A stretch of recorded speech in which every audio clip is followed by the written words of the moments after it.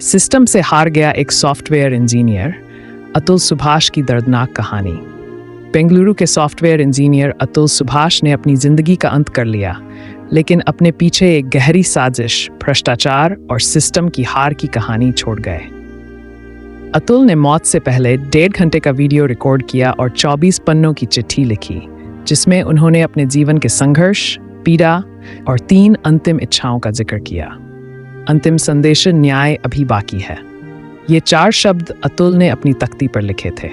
उनकी जिंदगी एक भ्रष्ट और अन्यायपूर्ण सिस्टम से हार मानने की गाथा बन चुकी थी।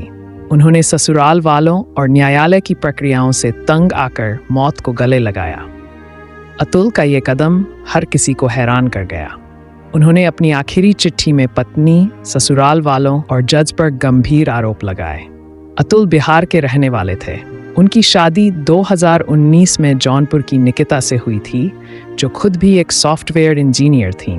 शादी के बाद से ही निकिता और उनके परिवार पर पैसे की मांग, झूठे मुकदमे और मानसिक उत्पीड़न के आरोप लगे। अतुल के पिता ने बताया कि उनकी बहू ने अतुल पर कई झूठे केस लगाए, जिनकी सुनवाई के लिए अतुल को 40 बार बेंगलुरु से जौनपुर आना पड़ा। हर बार नए केस दर्ज कर उन्हें परेशान किया गया। अतुल ने चिट्ठी में फैमिली कोर्ट की जज रीता कौशिक पर भी रिश्वत मांगने और मानसिक प्रताड़ना का आरोप लगाया। उन्होंने लिखा, मुझसे हर पेशी पर अलग से रिश्वत मांगी जाती थी। 120 तारीखों के बाद भी न्याय नहीं मिला। अतुल ने अपनी चिट्ठी में 3 आखिरी इच्छाएं जाहिर की, जिनसे उनकी असहनीय पीड़ा और आक्रोश छलकता है।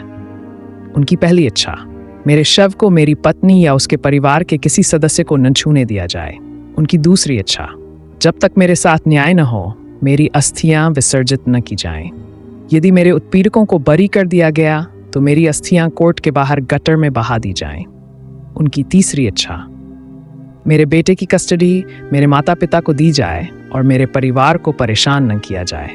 उन्होंने अपने बेटे के लिए एक पत्र भी लिखा है, जिसमें शायद वो अपने बेटे को कुछ बातें बताई हैं। अतुल की आत्महत्या सिस्टम की हार है, जो हमारे समाज और न्याय प्रणाली की खामियों को उजागर करता है।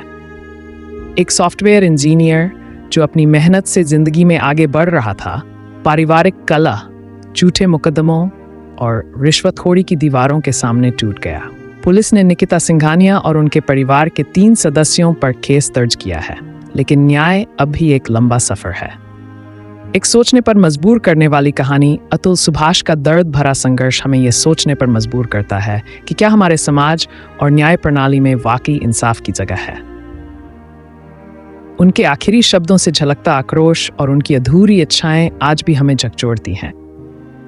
क्या हम कभी इस सिस्टम को बदल पाएंगे? क्या अतुल को न्याय मिलेगा? ये सवाल आज भी जवाब मांग रहे हैं। दोस्तों, हमारे चैनल को सब्सक्राइब जरूर करें। आपका इस घटना के बारे में है आपकी क्या राय? कमेंट बॉक्स में बताएं। कमेंट करके जरूर बताएं। मिलते हैं अगले वीडियो में। तब तक के लिए नमस्कार।